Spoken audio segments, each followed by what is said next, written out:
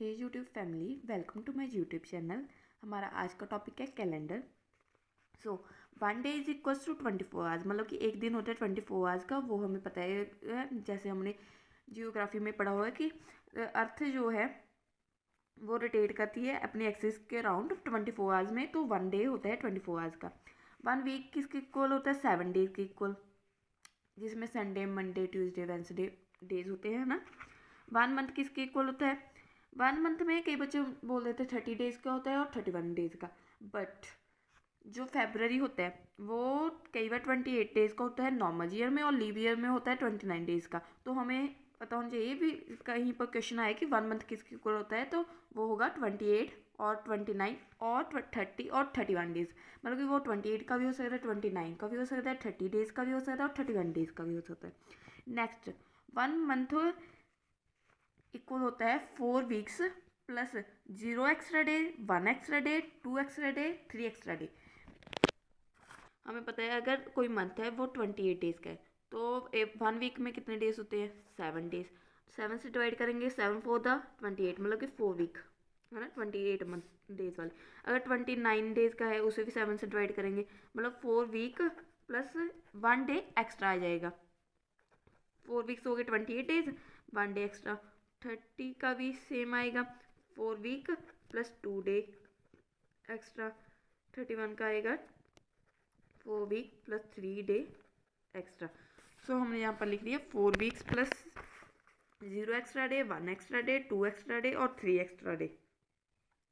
Next हमने यहाँ पर लिखा है कि 1 ईयर हमें पता है एक नॉर्मल ईयर होता है जिसे हम ऑर्डिनरी ईयर भी बोल देते हैं, और एक लीप ईयर होता है। ऑर्डिनरी ईयर में क्या होता है कि 365 डेज होते हैं। 365 डेज होते हैं। जब हम इसे 7 से डिवाइड करेंगे तो हमारे 52 वीक्स आ जाएंगे और 1 एक्स्ट्रा डे आएगा। 1 एक्स्ट्रा डे वो होता है जो रिमाइंडर बच गया। ठीक है, नेक्स्ट आ गया हमारा लीप ईयर। लीप ईयर में क्या होता है? 366 डेज होते हैं, क्योंकि इसमें 29 फेब आ जाता है। ठीक है, और इसका भी सेम है 52 वीक्स और 2 डेज एक्स्ट्रा, जो 29 फेब आ गया वो इस 1 में ऐड हो जाएगा और 2 बन जाएगा। ठीक है, हम अब हमारा नेक्स्ट कंसेप्ट है लीप ईयर का। लीप ईयर को कैलकुलेट करने से पहले हमें पता होना चाहिए कि सेंचुरी ईयर्स कौन से होते हैं और नॉन सेंचुरी ईयर कौन से। सेंचुरी ईयर्स होते हैं जैसे 1900, 2000, 2100, 2200, है ना।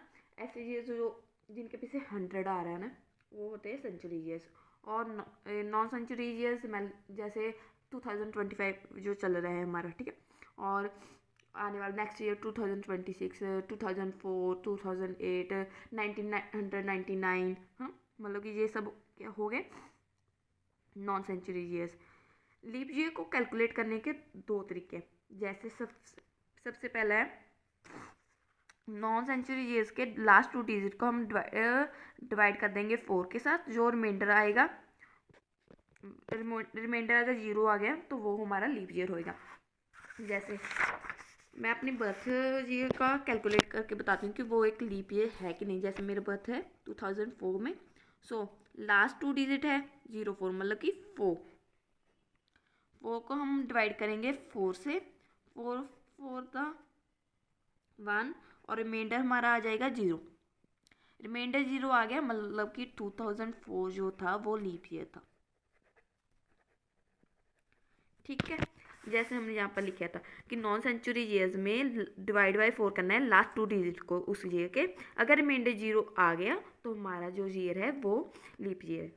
नेक्स्ट, अगर कोई सेंचुरी ईयर है, हम उसे कैसे कैलकुलेट करेंगे कि वो लीप ईयर है कि नहीं?